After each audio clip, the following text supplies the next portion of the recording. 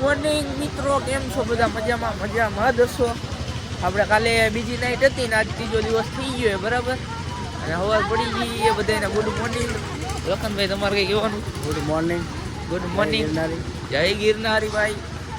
Public જો હવે 6-7 kilometre હે ભવનાથ પહોંચવામાં, અને પછી નક્કી નથી ક્યાં જવાનું.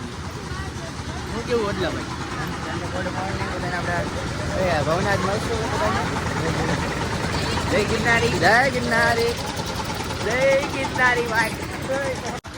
બસ એમને મોબાઈલ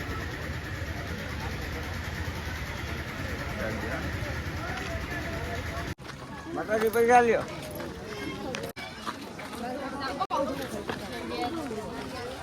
જય શ્રી રામ. જય શ્રી રામ.